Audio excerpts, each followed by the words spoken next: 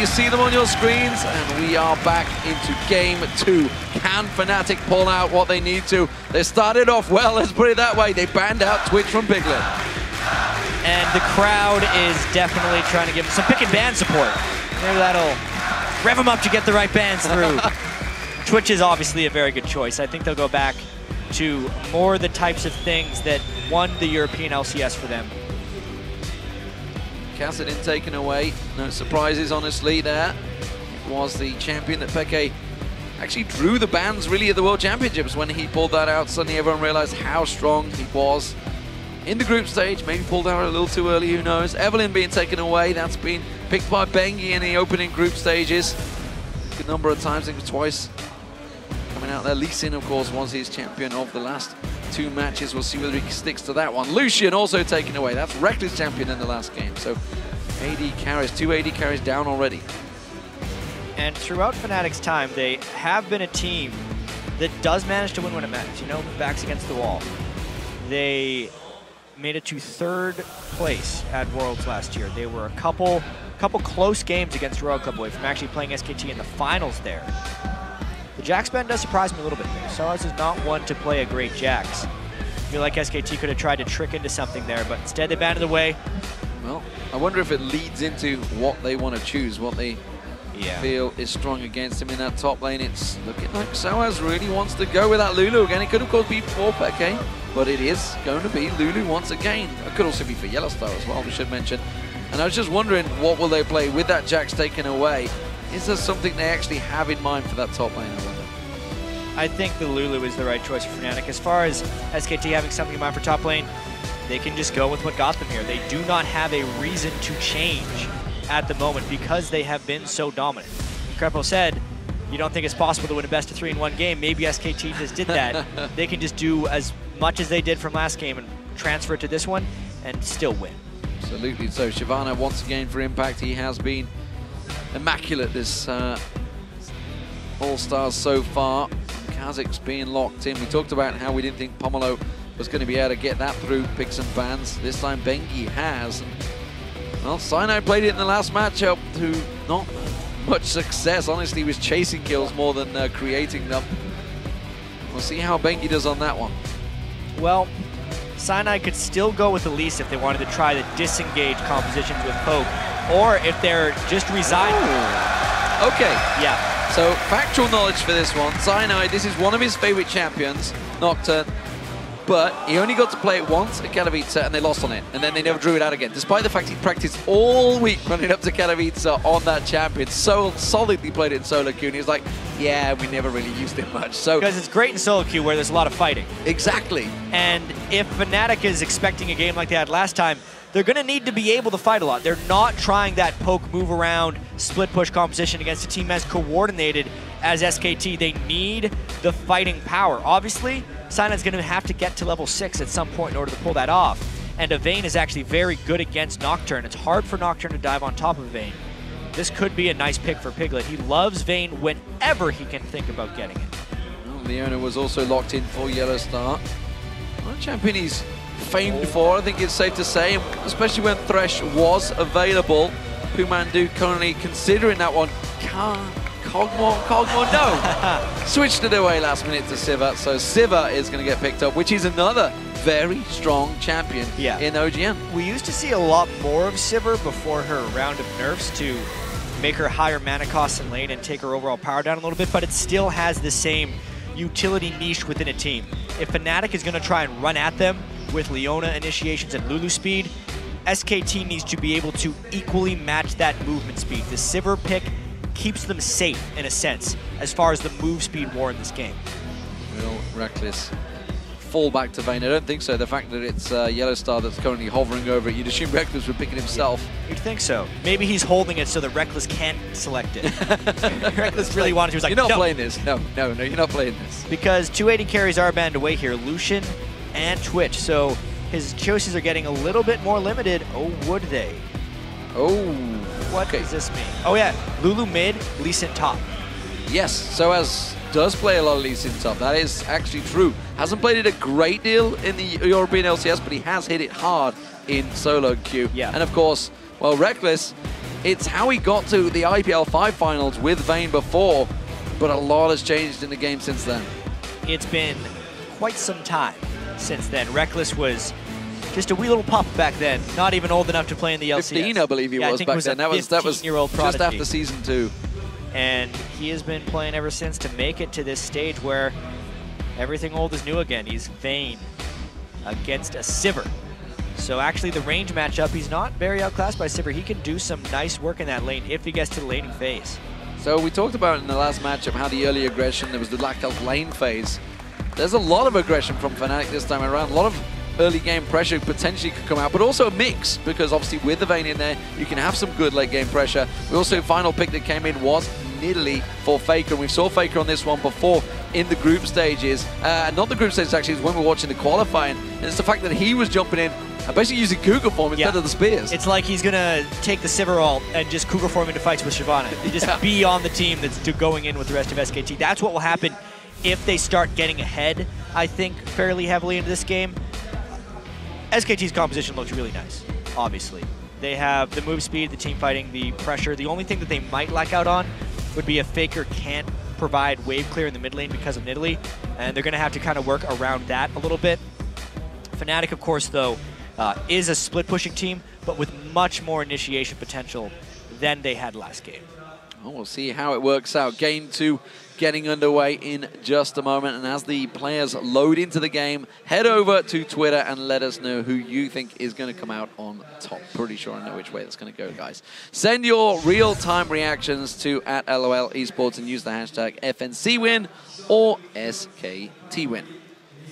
This would be the last-ditch time. It's do or die right now for Fnatic, and so really nothing to lose. Yeah, nothing to lose, everything to gain at this point. No one expects them to beat SKT at this point, especially after going 1-3 in groups and getting absolutely obliterated. So if there's confidence issues going on for them, maybe they can use that to kind of clear their minds. That, well, no matter what happens, I think the rest of the world would be grateful if someone, somewhere, could take one game off SK Telecom in an international tournament that is not from Korea. They went 3-0 in the Season 3 World Finals. Can they make it to the All-Star Finals? They are 1-0 up. It's Fnatic as the blue team, the home team favorites. The crowd was silent before. They are back again supporting the European hopefuls, but SK Telecom T1 are a strong force to reckon with as the red team. Yeah, the early game was actually chess match kind of won by Fnatic last time because they were able to successfully secure 3 buffs, but then they very quickly lost it as they were unable to support Soaz at his interior turret when he roamed to the bottom lane and he ended up getting killed. So that was that as far as the early game, and once SKT had the edge, they closed it. Well, SKT looking at creating something here. Remember, Fnatic started off very well, managed to steal away the buffs early on in the previous match, and maybe looking to do the same again with Cyanide hanging in there, but he's got to be careful he doesn't get caught too close. Impact being the wise one to show, say, hey, I'm on my own up here. Yeah. Come and poke me in this bush. No, SK Telecom all there. Will Mandu manage to get in. Throws the death sentence out. Had to level up Spell Shield to block it off. That kind of hurts. Nocturne gets a lot of pop out of his Q at level 1. He also oftentimes liked to go E second as well, so that could very well slow down the jungle just because he was doing his defensive duty. It was a very nice angle Mandu took. Well, Faker's now actually showing himself. 4 members of Fnatic close by, but look at that. SK Telecom back in force. They get on YellowStar, has to flash away straight out from that one. And that is one summoner spell down. A little bit of health for Reckless as well, as they very quickly try and scatter into lanes. There's a lot of recalls going off right now. You can see Impact going back to base, YellowStar going back to base, even though he doesn't have his flash.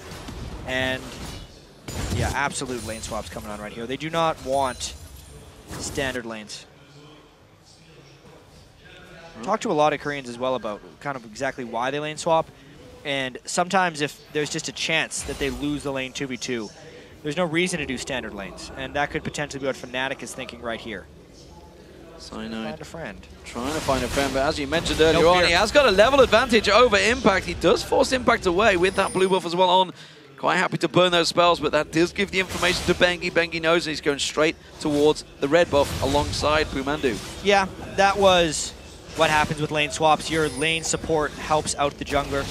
He's going to want to smite that away without getting too low. Impact's got to be careful. YellowStar was with him. There was a ward to give them the knowledge, though. And as you mentioned, SK Telecom, alongside Pumandu, will just steal themselves their own red buff away. So as not really looking to get involved in that one. And you can see the Twitter vote there. No surprise, but it is a pretty close one right now. 53% of you.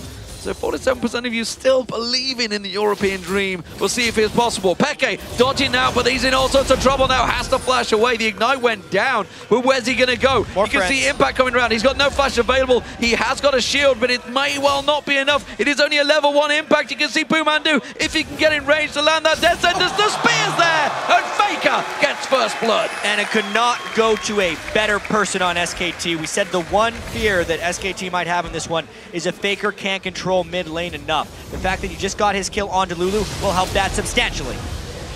Cyanide in trouble. He's going to get caught out. One more hit. No, exhaust is used, but it doesn't matter. Bengi gets the kill nevertheless with Taste of Fear. It couldn't have started worse so far for Fnatic. Maybe they can try and lay a trap and get something back.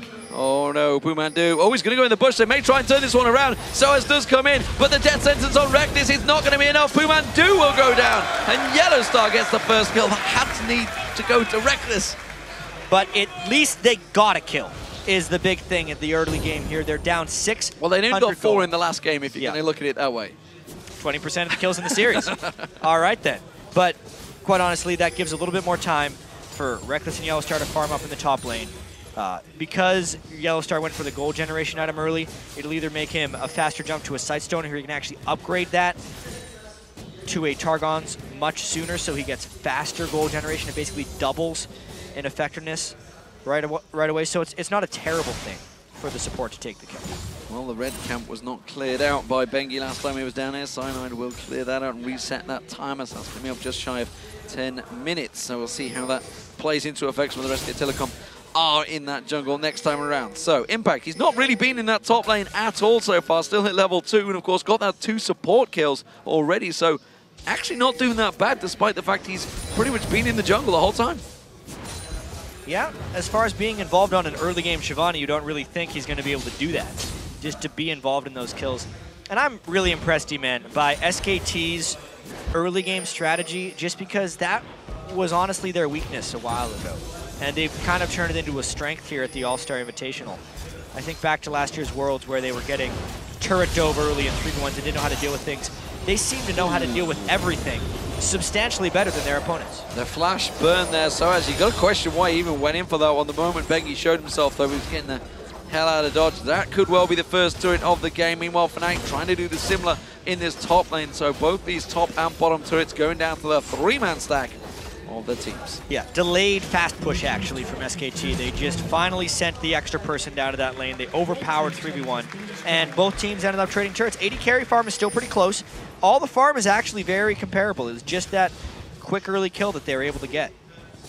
They put in some good damage on that middle turret, honestly, in the time that Faker was away. That's taking it down to half hit points. That's a very important turret this early on. Yeah, and you can see vision control-wise, though, SKT already going for an extra sweeping lens. Bengi has swapped it out. He has been the vision control master throughout his career and stepped up in this event in particular to have more of a kill presence in the game, not struggling nearly as much as he was over in Korea. So just a vision emphasis for SKT. Pink ward and regular ward being pounced around and placed by Faker. Oh, we've seen a number of Threshes coming out with those boots of mobility. Pumandu no different, zipping around the map, making sure ward coverage is in the right place at the right time. And as you mentioned, their coverage has been immaculate, and it's actually possibly been something we could definitely level towards Fnatic. Yeah. Maybe being a problem, but look at this, they're setting up for a very early dragon, 7 minutes in. Yeah, and it's because they've been able to create a lot of vision priorities, and this is not necessarily about buying wards, it's about killing the enemy wards and knowing where to place your wards to get yourself safe takes, like this dragon. Soaz lingering. He hasn't got any smite, so I'm not too sure. He's just simply trying to desperately do something there with the Sonic Wave. Had no lane to go to, so had to just stick around. Faker, meanwhile, in this mid lane, keeping up very well in farm with Peke. Peke just gone back to get himself the Chalice of Harmony. And that's going to be a problem for Soaz as well. It was this problem in game 1, it's a problem right now. He doesn't have a lane. It's what SKT has done against every top laner at the AllStars, is they've made them lost. They've taken away their place in the game while still keeping a place for Impact in most situations. And it's allowed them to destroy people. In this game, Impact is behind, so to speak, but it's more important, I feel like, that Soaz is behind early since he is on that Lee Sin. Very low here, trying to hold the blue buff for Beckett to get around here. He's like, buddy, mind helping me out here? There is the shield going down. So, Reckless just went back, got himself the Bilgewater Cutlass, and has got a good farm push at the start. He got himself the assist as well in there. 10 CS advantage briefly over Piglet. We'll see how long that stays, though, because he's returning back towards the top lane. So, both AD carries not going against each other this early yet. At least Reckless is getting a pretty decent amount of farm here. The gold lead is still 800, so the game isn't out of control despite maybe how fast last game was. As far as movements, there's more kills in this one, a little bit less action, and more standard laning, which is good right now for the way Fnatic wants to farm up. They need to get Nocturne into a place where he's healthy at level 6 and can get some good ganks off. He's also went with a Wriggles Lantern, so we will have to keep track of his overall Feral Flare stacks. He's currently at 11. Whether he transitions that before or after the 20-minute mark will actually have a pretty big impact on this overall game. And we'll see whether he actually gets the time to stack that up to 30. Yeah. Of course, we're on 4.6 here. Humandu warding, sweeping, keeping the coverage, the vision. Bengi is joining him as he starts to push in towards his bottom lane, trying to find Soaz, hoping that he was at those golems instead. Cyanide does use that smite to take down the large Wraith, and well, 5 members for a moment actually in the bottom half of the jungle. Cyanide is going to spell shield that off. Quick pounce in there, forces the flash out. Soaz has to safeguard in to block those void spikes. And SK Telecom, 5 members for a brief period in the lower half of Fnatic jungle. And there's actually not many objectives for them to take down there right now, considering the jungle was completely cleared out and they actually had a timer on the red buff. So I tell a lie, that was a nice invade. They cleared out the jungle so they can get the timer and steal that away, delaying Cyanide's Feral Flare as well as taking this threat away. And buying time for Piglet not only to get free farm, but to start putting some serious damage onto this turret. Now 3 members will move on down here, and that is going to be a free turret for SK Telecom. Meanwhile, in the top lane, Impact's doing what he can to keep Fnatic away from it, but I don't feel they're going to take it with this wave. Yeah, a little bit behind, though, is Fnatic right now. They're a little bit later to this top lane. Lee Sin arrives, Impact hits level 6. He could maybe even think about ulting if he needs to escape here. He ults in for the damage and for the wave clear. Perfect timing. Nicely done. Impact clears that wave straight out, forces Fnatic back for now. But Bengi is already in that top lane. Piglet is coming around there. Peke goes aggressive on Faker, but he's not too worried about that one. Just pounces back behind his turret and heals himself up. So as he's looking to just create something, he has finally hit 6, so that kick could be used, and that's maybe what he's going to try and level up here on towards Faker. He's going to step towards him. The wall. He comes across, there's the ward kick straight into a wild growth, but that's not combining. The Glitterlance flash follows, the Ignite comes through, but they can easily cover that one off. Now Reckless is in trouble in the top lane. This is just going to barrel out of control, and again, it is Fnatic that will pay the price. This time it's a double kill for Bengi. They did get the mid turret, Paranoia comes out, Faker in trouble, Cyanide on the tower will go down. He got Faker down for the price, actually it was Becker that picked up the kill. But yeah, Faker got one back. When you look at the overall map, it's 3 kills to just 1 kill. And you also need to think the Piglet's going to be pushing the top lane. But let's take another look at this fight up top. This was proper pink ward placement by SKT. As soon as Reckless tried to juke around with that ultimate, Pumandu put that pink ward right there. There's no way he could make any sneaky moves. Even if they didn't put the pink ward down, they probably would have had him dead to rights. And the Boomerang Blade doing the full damage as he tries to roll out of it, tumble away. Wasn't to be. Big advantage building. It is still only 2-2 in turrets. The middle turret still standing for Fnatic. That top turret did not go down to Piglet either, so I feel they maybe could have taken that advantage, but they didn't need to, honestly. They have a 2,000 gold lead now, 5-2 up in kills, and Peke missing the Glitterlance once again on Faker. We saw how many shots he dodged earlier on. That red camp again, it was not cleared out on that invade. We talked about how they managed to get in there twice now. Soaz, though, he's having problems. At least Fnatic's going to have a timer on their own red buff at this time. They're still only down 1,500 gold, which isn't an insurmountable lead, but it's not like they have a hyper-scaling late-game team. They're going to need to find some vision control so they can force good things, because once again, just like in Game 1, they're reacting to everything that SKT does to them as opposed to making their own moves. 5 members of SK Telecom in that top jungle now. So as spotted the danger early because Pumandu showed himself from that tri-bush, and that will be the top turret going down. 3-2 in turrets, and again, objective control for SK Telecom is strong as they invade and take away every little resource from that jungle. Fnatic trying to do the same though. They are on the blue buff and pushing in towards the bottom turret as well. Well, this is at least a good move for them. They knew their blue jungle was compromised, so they decided to take the blue jungle of SKT, and there is also a mid lane push going on. So Fnatic actually taking a pretty nice move here as long as they can get it unscathed. This has crushed them in the past. Well, in the mid lane, Piglet is rotated down there, straight in, pushing in towards the middle turret. We'll see whether Reckless, he does manage to close this turret down. That's 3 for 2 now, 3 for 3, sorry. I'm gonna look across, it is 3 for 3. Peke is not gonna get caught out by a spear from Faker, and that middle turret will stand its ground, but Dragon is now up. And teleport down on Soaz, up on impact. There would be potentially at least Sin Kick soon to stop that, but the Dragon is going down so fast. I mean, this could be a time for Cyanide to try steal. No, he doesn't even have his ultimate up.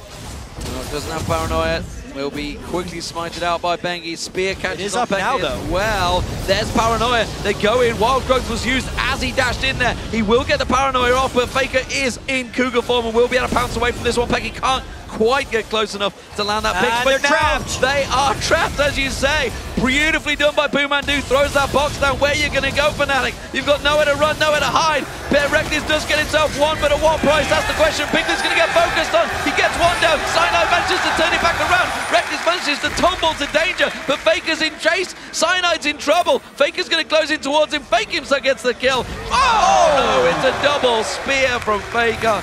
And that is not what Fnatic needed. A tricky play turns a little bit sour right there for Fnatic. They lose 3 once the teleport is burned.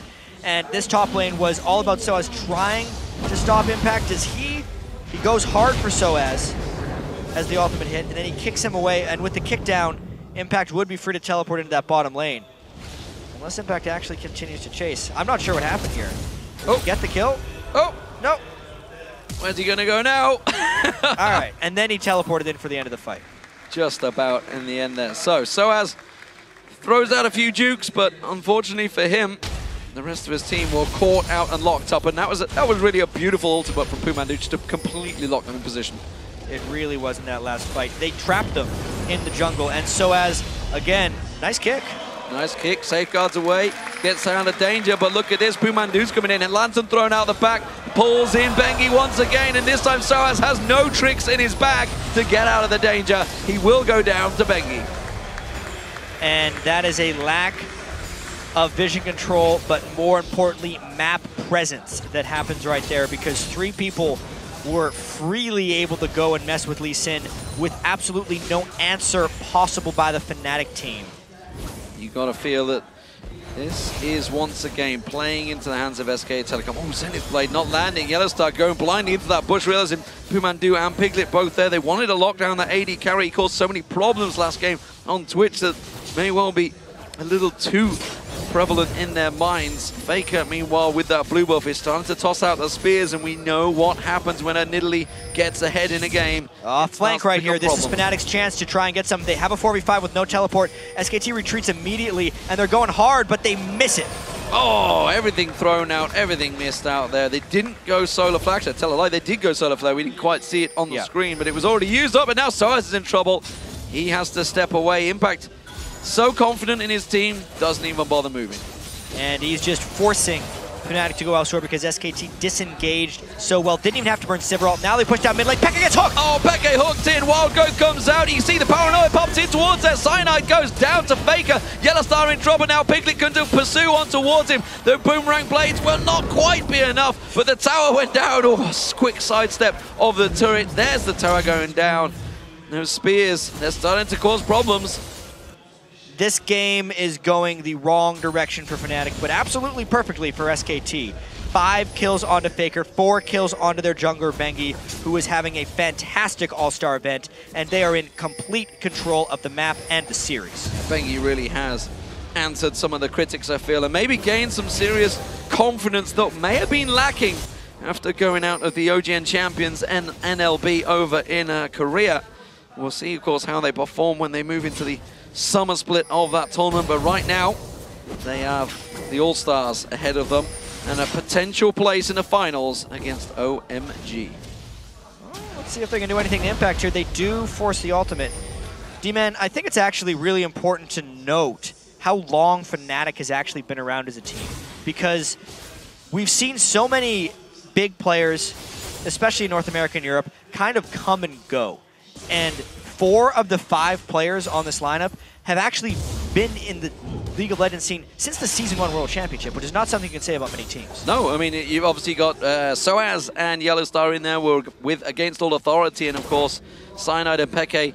Peke actually only turning up on day 2 as well, if memory serves me, back in Season 1 to turn up and get Fnatic through to that finals position. But it was certainly a long time ago, and they're very experienced, but this top lane, Reckless, the new boy of the team, is caught out of position, and he will go down to quick success. And speaking of the new boy, you know, a lot of teams trying to bring new blood through, and Reckless is one of them. Yeah, he was really the prodigy that just came in recently at the very start of the season to try and kind of rejuvenate Fnatic, because these teams that have been around for so long, yes, the events keep getting bigger and bigger, and yes, the pressure and stages, everything is improving, including the competition.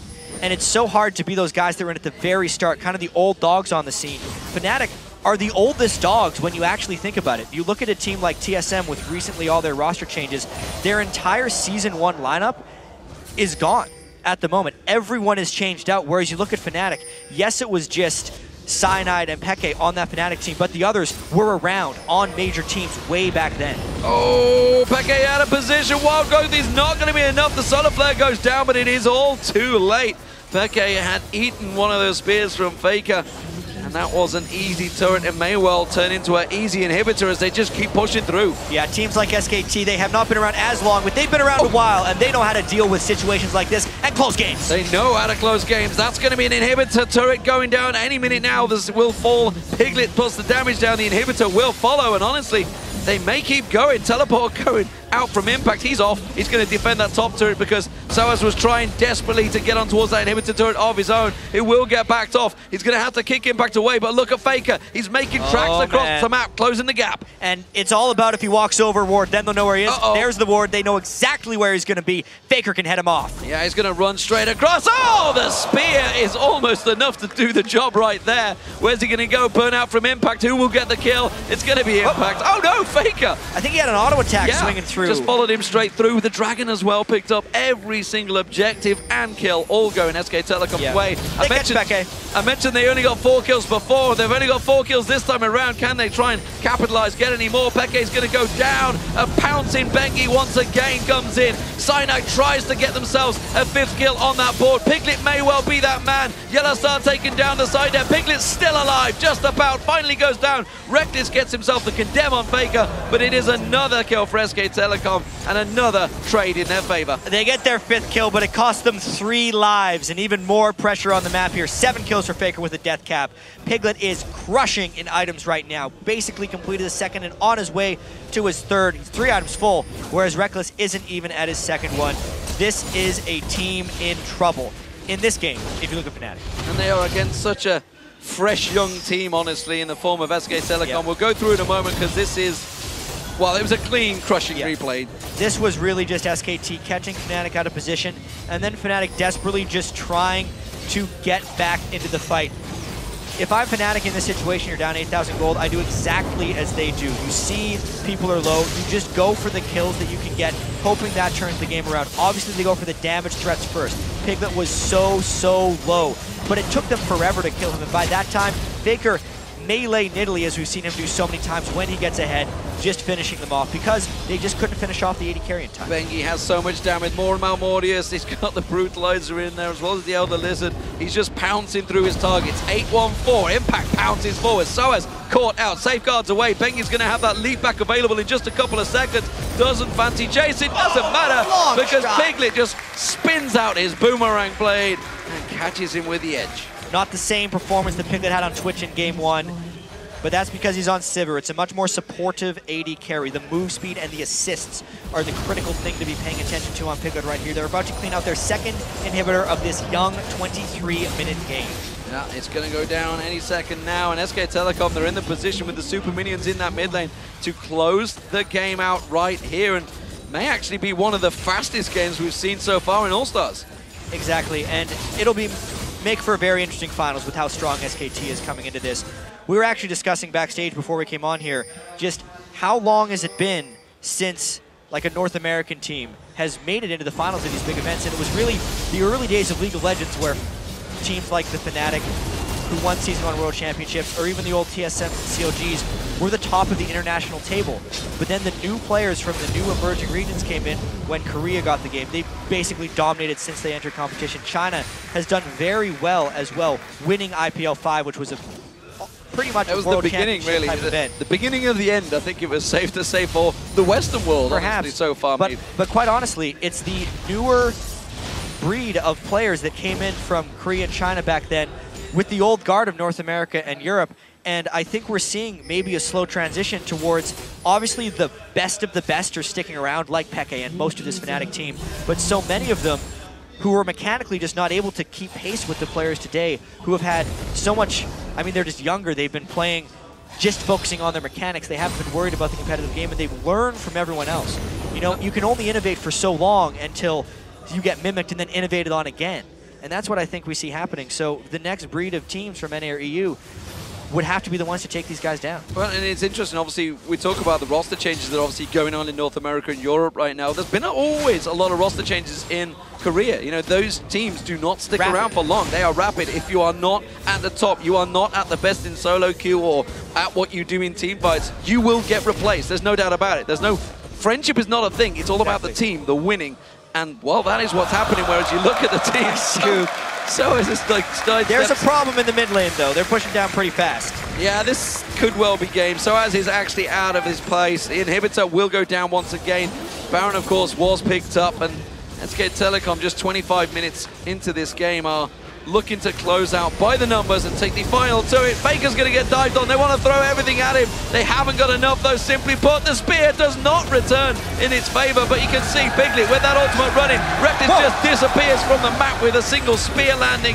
Cyanide tries to jump away, but Bengi just pursues through. Bumandu will get focused down. It is another kill, only the 6th kill, and more importantly, only the 10th kill of the entire series for Fnatic. And Fnatic is running to the wrong base right now because they are getting picked off by SKT, desperately trying to save themselves, but this could be game, D-Man. Yeah, looking towards the base, you can see the Nexus turrets are tumbling, and SK Telecom will reach the finals as honestly expected to face OMG at the AllStars. It is going to be an all-Asian event, and it is the 2 seeds that expected to be there, but what a fantastic performance by SK Telecom, no doubt about it. 26 minutes gone in this game, and they have dominated Fnatic. And it was really a statement by SKT in general here. Bengi in particular was struggling so much coming into this event, and to go 10-1-6 in the semifinals after a great performance in Game 1 as well is truly a statement for the finals to come. Of the fans sending their support to Fnatic. Even in defeat, of course, they are the home team, and you can't take away, they play with their hearts, but unfortunately for them, that's not enough when you come up against the Season 3 reigning world champions. And you've got to look forward maybe to the Season 4 2014 event that will be happening in Korea, and look towards the reigning champions. Will they find their form and make their way back there? Could they do the unthinkable and win 2 in a row? Who knows? Yeah. AllStars is the focus right now for them, though. And what? Thank you very much for that quick shot, and I'm very happy to welcome Pumandu and Piglet to the interview lounge, and once again assisted by Homin for the translation.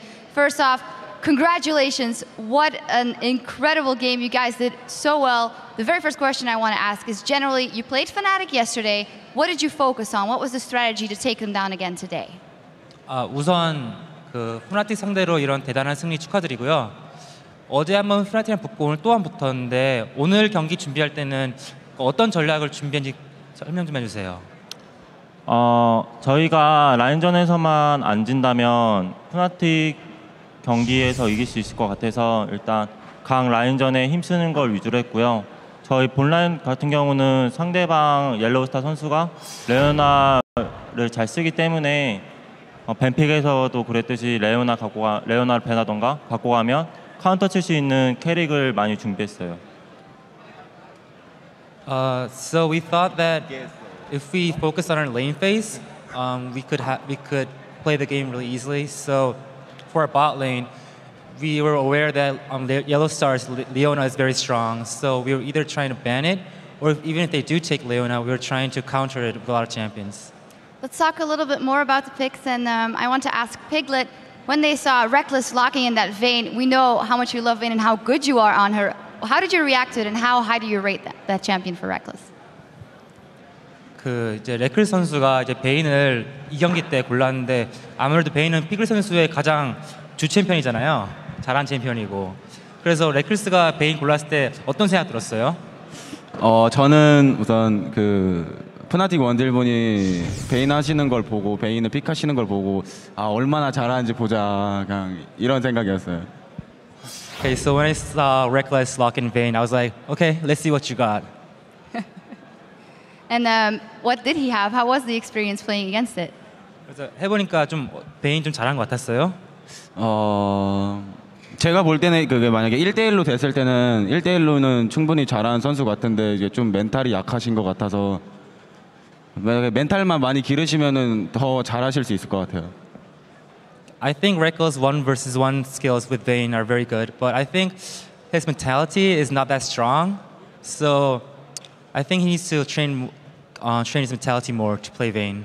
Okay, well, now that we're on the topic of bottom lanes, tomorrow versus OMG versus Sun and Alan, you've played him already, and well, it's a very strong bottom lane as well. Humandu, what do you think of that bottom lane matchup tomorrow?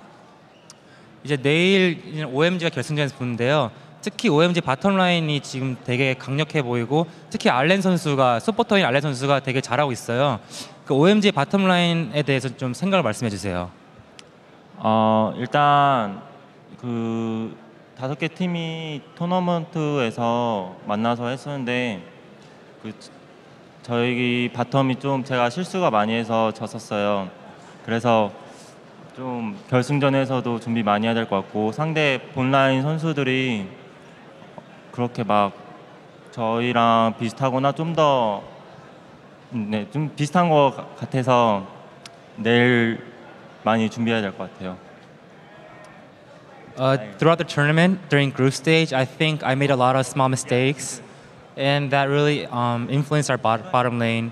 So I think for tomorrow, I think OMG's bottom lane is really good, and I think we're in the same level. So I think I'm gonna have to really focus to not make any mistakes during the game.